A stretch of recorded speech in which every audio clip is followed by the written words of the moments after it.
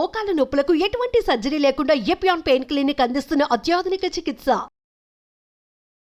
Sir ఇప్పుడు ఈ gut హెల్త్‌ని మనం సెట్ చేసుకోవాలి అంటే కేవలం ఫుడ్డేనా? లేకపోతే త్రూ మెడిసిన్స్ లేదు అంటే మన హాస్పిటల్స్ త్రూ అట్లా చేసుకోవచ్చునా? త్రూ గట్ హెల్త్ అనేది ఫస్ట్ స్టార్టింగ్ ఫ్రమ్ బర్త్ చెప్పా కదా. అవును సార్, ఇందాక చెప్పారు. ఒకటి రెండోది హెల్తీ హ్యాబిట్స్ చిల్డ్రన్లో. ఇప్పుడు ఈ ఫాస్ట్ ఫుడ్స్, ఈ చిప్స్ ఇవన్నీ చూస్తారు, అన్ని ఆపేయాలి చిల్డ్రన్లో. In my opinion it's criminal. ఇప్పుడు మీరు స్కూల్స్ పక్కన లిక్కర్ షాప్స్ ఉండకూడదు అంటారు. నా ప్రకారం స్కూల్స్ పక్కన అసలు ఈ ఫాస్ట్ ఫుడ్స్ కూడా ఉండకూడదు, తీసేయాలి. This criminal. ఈ ఫాస్ట్ ఫుడ్స్ అయితే చిల్డ్రన్ అందరు ఫ్యాటీ లివర్ డెవలప్ చేస్తారు. లివర్ లో ఫ్యాట్ వచ్చి ఫ్యాట్ వల్ల ప్రాబ్లమ్స్ వస్తుంది బికాస్ ఆఫ్ దిస్. సో అసలు government should even ban fast food places. ఈ all this chips, noodles, hamburgers, pizzas ఇవన్నీ కూడా స్కూల్స్ లో ఉండకూడదు. ఎందుకంటే again bacteria changing because children change అయిపోయి ఒబెసిటీ చూసారా చిల్డ్రన్ ఎంతమందికి లావు కావటము, ఫ్యాటీ లివర్ అవన్నీ వస్తున్నాయి. సో అది సెకండ్. థర్డ్ మన అడల్ట్ అయిన తర్వాత మనకి కొన్ని హ్యాబిట్స్ రెగ్యులరైజ్ చేస్తారు. For example everyday physical activity అనేది, అది people are not realizing important. Physical activity అనేది వెయిట్ తగ్గించుకోవటం కాదు, మజిల్స్ రావటం వల్ల కాదు. అవి రెండు secondary importance and physical activity వల్ల బ్యాక్టీరియా చేంజ్ అయిపోతున్నాయి. గట్లో బ్యాక్టీరియా చేంజ్ అయిపోయి they are causing creating problem. So physical activity కరెక్ట్గా ఉండాలి. సెకండ్ థింగ్ ఏమో డయట్లో అసలు మీరు చాలా ఉంటాయి ఫ్యాట్స్ అని అంటాం కదా, ఇంటర్మీడియట్ ఫ్యాట్స్ ఇవన్నీ అవన్నీ ఏం లేదు. జనరల్గా high fibre. For example typical south Indian vegetarian food best. మనకి ట్రెడిషనల్గా తినే అది క్వాంటిటీస్ కొంచెం కంట్రోల్గా తినాలా, ఫైబర్ ఎక్కువ ఉండాలా. And again we should avoid sugar కానీ. ఇంకోటి రాంగ్ ఫ్రూట్ జ్యూస్ వల్ల బ్యాక్టీరియా చాలా దెబ్బతింటున్నాయి. సోడాస్ వల్ల బ్యాక్టీరియా దెబ్బతింటుంది. అంటే fruit juices they don't contain fibre. అందరూ ఆరెంజ్ జ్యూస్ తాగుతుంటారు, తప్పు. ఆరెంజ్ జ్యూస్ మార్నింగ్ తాగకూడదు, తప్పది. దే కంటైన్ మార్నింగ్ ఫ్రూట్ తినచ్చు. Fruits are good but not fruit juice. ఆ ఫ్రూట్ జ్యూస్ అనేది అమెరికాలో ఎప్పుడో 1950s ఎక్కువ ఆరెంజెస్ ప్రొడ్యూస్ చేశారు కంట్రీ. అవి వేస్ట్ అయిపోతున్నాయి అని చెప్పి ఒక ఇండస్ట్రీ స్టార్ట్ అయింది. అది అడ్వర్టైజ్మెంట్ స్టార్ట్ అయింది, ఫ్రూట్ జ్యూస్ తింటే మంచి హెల్త్. ఇప్పుడు అమెరికాలో చూస్తే ప్రతివాడు పొద్దున్న ఫ్రిడ్జ్ తీసి ఒక fruit juice, orange juice glass వేసుకొని తాగుతారు అనమాట, హెల్తీ అనుకోని. తప్పది, టోటలీ రాంగ్. జ్యూసెస్ లో only juice which is good is coconut water.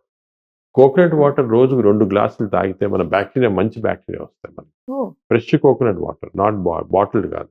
మనకి ఫ్రెష్ కోకోనట్ వాటర్ ఇక్కడ మన దగ్గర బాగా, అంటే ఎస్పెషల్లీ సర్కార్ ఏరియాస్ బాగా ఎక్కువ. చాలా ఫ్రెష్ కోకోనట్ వాటర్ మీరు ఒక గ్లాస్ 2 గ్లాసులు ఎవ్రీడే తింటే బ్యాక్టీరియా మంచిది. పిల్లలకి, అడల్ట్స్ అందరికి న్యాచురల్ అది. అదే వీళ్ళు అన్ఫార్చునేట్ ఏమో పిల్లలు సోడాస్ డైట్ ఏమంటారు, డైట్ కోక్ అంటారు, 0 క్యాలరీ. దాంట్లో ఏమంటే ఈ సోడాస్ లో, డైట్ కోక్స్ లో, దాంట్లో అంతా ఈ it is changing the bacteria. ఇది కూడా చూసాం. ఇంకోటి షుగర్ ఫ్రీ అంటాం కదా. అవును సార్. అసలు అగైన్ దీనిపైన మేము రీసెర్చ్ చేసాం. షుగర్ వాడితే ఏమవుతుందంటే ఈ డయాబెటీస్ షుగర్ వాడకూడదు, షుగర్ ఫ్రీ అనేది. అసలు షుగర్ ఫ్రీగా ఉన్న సబ్స్టెన్స్ అన్ని కూడా బ్యాక్టీరియా చేంజ్ చేసి ఎక్కువ క్యాలరీస్ ప్రొడ్యూస్ చేస్తుంది. సో షుగర్ కన్నా అది వర్స్ట్. షుగర్ తిన్నా పర్వాలేదు, షుగర్ ఫ్రీ వల్ల ఇంకెక్కువ మెటబాలిజం చేంజ్ చేస్తుంది. సో ఇవన్నీ కూడా కొన్ని మిత్స్ ఉన్నాయి, పీపుల్ తెలియటం లేదు. That doing all this. అసలు ఏం వాడకపోయినా షుగర్ వాడినా పర్వాలేదు డయాబెటీస్, బట్ షుగర్ ఫ్రీ అనేది చేయకూడదు. It is causing a problem. It is changing. అదే విధంగా టూత్ పేస్ట్ లో టైటానియం అని ఉంటుంది. ఇప్పుడు ఎవరు చూసుకోవాలి, అది టూత్ పేస్ట్ లో టైటానియం ఆక్సైడ్ ఉందంటే, టైటానియం ఆక్సైడ్ ఉన్నవి ఎస్పెషల్లీ చిల్డ్రన్ చేస్తారు, బ్రష్ చేసి మింగుతారు టూత్ పేస్ట్. మింగినప్పుడు ఈ టైటానియం ఆక్సైడ్ ఉంటే బ్యాక్టీరియా చేంజ్ అయిపోయి బ్యాడ్ బ్యాక్టీరియా వస్తుంది. సో దానికి టూత్ పేస్ట్ మీరు కొన్నప్పుడు చూసుకోండి టైటానియం ఆక్సైడ్ ఉందా లేదా. అది ఉంటే ఆ టూత్ పేస్ట్ యూజ్ చేయకూడదు. యూజ్ చేసినా కూడా మనం బాగా పుక్కులు చూసేయాలి, బయటకి మింగకూడదు. చిల్డ్రన్ లో స్వీట్గా ఉండేది తెలియదు, కొంతమంది తింటుంటారు. సో ఆ హ్యాబిట్ కూడా తీసుకురాదు. All these things natural things తోనే మనం చేంజ్, మన చేతుల్లోనే ఉన్నాయి. మన చేతిలో ఉంది. Stress also plays a role. ఇది లేని మనిషి ఇప్పుడు లేడేమో సార్ అసలు. అంటే మనం ఎలా తీసుకోవాలి, స్ట్రెస్ అనేది ఏమి, stress is a reaction to external influences కదా. ప్రెషర్, ఇంత ప్రెషర్ ఉంది మనకు బయట. కానీ మంచి ఈక్వేషన్ ఉంది, నేను రీసెంట్గానే మన సిస్టర్ శివాని అని she told me this equation. మంచి stress nothing but external pressure divided by resilience. మన విల్ పవర్. మన రిలీజెస్ ఎక్కువ ఉంది అనుకోండి, ఎంత ప్రెషర్ ఉన్నా స్ట్రెస్ రాదు. So stress is only our reaction to external pressure. అది ఎలా తగ్గించాలంటే రెసిలియన్స్ ఇంక్రీజ్ చేయాలి. Stress zero. స్ట్రెస్ దానికే మనం అందరికీ చిల్డ్రన్ కూడా ఎంకరేజ్ చేయాలి. స్ట్రెస్ జీరోలో పెట్టుకోవాలి. Very easy. స్ట్రెస్ ఏమంటే reacting to external. So stress is how we control. Next sir ఇంకొకటి ఏంటంటే ఇప్పుడు బాగా ఫీవర్స్ విపరీతంగా అయిపోయి లెగ్ పెయిన్స్, జాయింట్ పెయిన్స్ అన్నీ వస్తున్నాయి కదా సార్, బాడీ పెయిన్స్. వీటి కోసం స్టెరాయిడ్స్ వాడడం తప్పు, చాలా తప్పు అది. మరి ఆ పెయిన్స్ తగ్గవు కదా సార్ స్టెరాయిడ్స్ వాడకపోతే? అంటే పెయిన్స్ ఇప్పుడు వాళ్ళొక్కనే కదా సార్, ఆర్థరైటిస్ ఉంటుంది చూడండి, వాళ్ళు కూడా కదా సార్ రెగ్యులర్ గా స్టెరాయిడ్ పెడతానే ఉంటారు డాక్టర్స్. స్టెరాయిడ్స్ పెట్టరు, డాక్టర్స్ ఎక్కువ పెట్టరు. మేబీ నాట్ క్వాలిఫైడ్ డాక్టర్స్ అని చేయొచ్చు, కానీ క్వాలిఫైడ్ డాక్టర్స్ స్టెరాయిడ్స్ చాలా జాగ్రత్తగా యూజ్ చేస్తారు. స్టెరాయిడ్స్ చాలా సైడ్ ఎఫెక్ట్స్ ఉంటాయి. అదే సార్, నార్మల్గా స్టెరాయిడ్స్ అనేది మనము చాలా జాగ్రత్తగా వాడాలి. ఎందుకంటే స్టెరాయిడ్స్ తోటి ఏమంటే they are very powerful medicine. బాడీలో ఇమ్యూనిటీ సప్రెస్ చేసి హార్మోన్స్ చేంజ్ చేస్తాయి. ఇంతవరకు కూడా ఇప్పటికీ స్టెరాయిడ్స్ మనకి గత 70 సంవత్సరాలు ఉన్నాయి. అండ్ 70 సంవత్సరాలు కూడా ఎవరికి స్టెరాయిడ్ ఎగ్జాక్ట్గా ఎలా యాక్ట్ చేస్తుంది ఇంకా తెలియదు. మెడిసిన్లో అంత పవర్ఫుల్ డ్రగ్స్ యాక్ట్ చేస్తున్నాయి, అన్ని దానికి ఇచ్చేస్తారు. కరోనాలో కూడా చూసారు అందరు స్టెరాయిడ్స్, అన్ని side effects corona because steroid. మా హాస్పిటల్ అసలు స్టెరాయిడ్సే వాడలేదు కరోనాలో, అందరు రికవర్ అయ్యారు. ఎందుకంటే అమెరికాలో ఇస్తున్నారు, ఇంగ్లాండ్లో ఇస్తున్నారు, ఇక్కడ ఇచ్చేస్తారు. మనం తప్పది.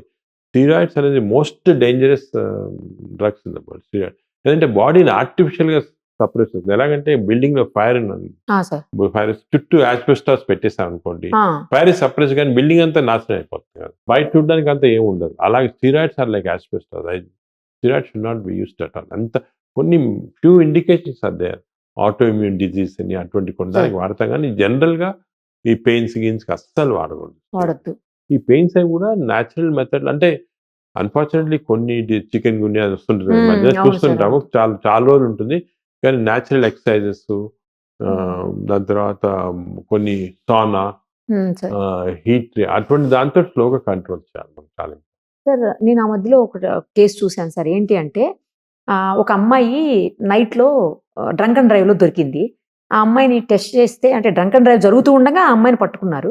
టెస్ట్ చేస్తే అమ్మాయి ఆల్కహాల్ తీసుకుందని చెప్పేసి అందులో వచ్చింది. బట్ ఆ అమ్మాయి జీవితంలో ఏనాడు ఆల్కహాల్ తీసుకోలేదంట. అసలు ఆ అమ్మాయి మందు తాగటం అంటే డ్రింక్ అవన్నీ ఏం తెలియదంట, డ్రింకర్ కాదు. ఆ అమ్మాయిని తర్వాత టెస్ట్ చేసి మన హాస్పిటల్లో అనుకుంటా టెస్ట్ చేస్తే ఆ అమ్మాయి పొట్టలో యాసిడ్స్ ఉన్నాయని వచ్చారు. అది ఏంటి సార్ అసలు, ఎందుకు అట్లా అవుతుంది?